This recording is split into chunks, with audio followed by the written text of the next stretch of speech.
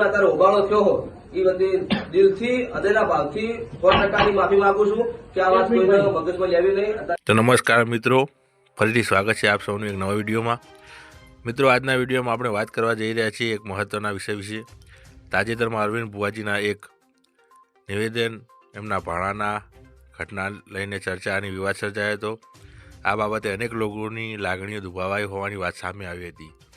આ સમગ્ર મામલે હવે અરવિંદ ભુવાજીએ જાહેરાતમાં માફી માંગી છે।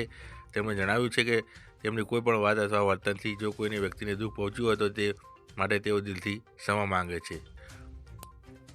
મિત્રો, માફી માંગવી કોઈ નબળાઈ નથી, પરંતુ પોતાની ભૂલ સ્વીકારવાની હિંમત છે। આવા પગલાં સમાજમાં સકારાત્મક સંદેશ આપે છે।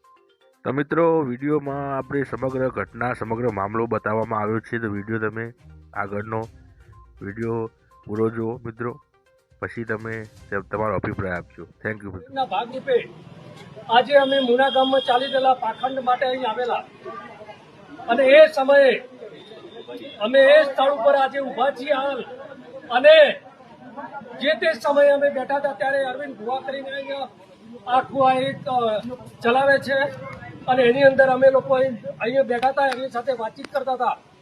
તે સમયે એમના સપોર્ટરો અમારી ચારે બાજુ થઈ અમારી સામે એટેક કરેલો અને એટેક કરવાના પરિણામે અમારા સાથે ધક્કામુક્કી થયેલી, અમને ડરાવવાનો પ્રયત્ન કરેલો। એટલે આવા જે મુહિમ ચલાવવા વાળાને આ લોકો એવો મેસેજ આપતા હતા કે અમારી સામે કોઈ પ્રશ્ન ના કરી શકે। એટલે મારે ખાસ કરીને ઠાકોર સમાજને અને તમને ક્યાંય પણ તકલીફ પડે તો અમને કહેજો, અમે તમારી સાથે છીએ અને બાંધીને પડીએ છીએ। કોઈ ચિંતા ના કરતા અને એને માફી માંગી છે અને માફીને લાયક તો નથી છતાં પણ માફી માંગી છે। એટલે મોટું દિલ કરીને ઠાકોર સમાજ અને અમે બધા એને માફ કરીએ છીએ અને એનો એક માણસ, એક કે બે માણસો જે બાકી છે એના વિડિયા નહીં આવે તો એ પણ કોઈ ગામમાં નીકળી ના શકે એવી રીતનું અમે કરશું। આ અંધશ્રદ્ધાનો પર્દાફાશ કરવાનો છે, આપણા સમાજમાંથી અંધશ્રદ્ધા કાઢવાની છે અને એના મુહિમના ભાગરૂપે હતા।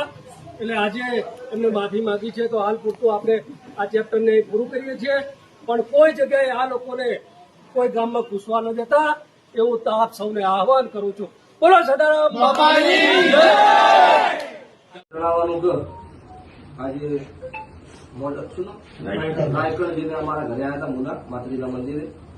એટલે જ્યાં ત્યારે આવ્યા ત્યારે એમને આપણે યમન ગતિ કરવા બેહાડ્યા, ખુરશી આડી અને એમને મને બે ત્રણ સવાલ પૂછ્યા કે ભાઈ આ રીતની વાત આ બધું હોય એવી અમારી બે વચ્ચે ચર્ચા ચાલુ હતી, બરોબર। અને એન્ડમાં વાત થઈ કે ભાઈ તમે આવ્યા છો, તમે પૂછ્યું છે, બરોબર, એટલે શેના માટે પૂછો છો? એટલે એમને કીધું કે અમે તમારું આ બધું ચેક કરવા માટે આવ્યા છીએ, બરોબર।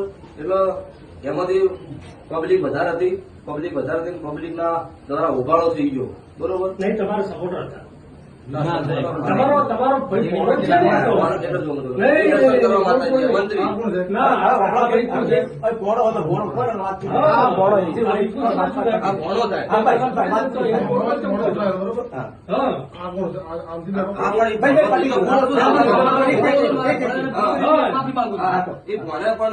જે કોઈ કર્યું એને કાયદેસર માફી મંગાવું છું ભાઈ, બરોબર। એમાં કોઈ બીજી વાત નહીં છે કે ખોટું કર્યું છે એ તો એના ઘેર જતો રહે, ભોગવવા અમાર થાય એવો ધંધો કરવો નહીં, ભલે મારા ઘેર નહીં આવે ચાલશે। પ્રશ્ન બીજો કે જે કોઈ અત્યારે ઉબાળો થયો હો એ બધી દિલથી હૃદયના ભાવથી 100% માફી માંગુ છું કે આ વાત કોઈને મગજમાં લેવી નહીં। અત્યારે અમારા દ્વારા મંત્રી દ્વારા બધી વાત થઈ હોય, બરોબર, એ બધી 100% માફી માંગુ છું। કેમ કે મારા ઘરે બબાલ થઈ ગયો, કરવા વાળાની વાત તો થાય પણ નોમ બદલમ અમારું થાય, અમને ખોટું લાગે, પરિવાર જેવું આડું પાડું કામ છે। એટલે દરેકને આ માધ્યમથી જણાવવાનું કોઈને આ વાતમાં મન દુઃખ રાખવું નહીં, તો અમારો પરિવાર છે કાલ દાડો ભેળું રહેવાનું છે। એટલે કોઈને મગજમાં ખોટી વાત નહીં, ખોટી વાતમાં લેવું નહીં। જય માતાજી। આ વિષય પર તમારું શું માનવું છે, તમારો અભિપ્રાય નીચે કમેન્ટમાં જરૂરથી લખજો। વિડીયો પસંદ આવ્યો હોય તો લાઇક કરો, ચેનલને સબસ્ક્રાઈબ કરો અને વિડીયો તમારા મિત્રો સાથે શેર કરવાનું ભૂલશો નહીં। આભાર મિત્રો।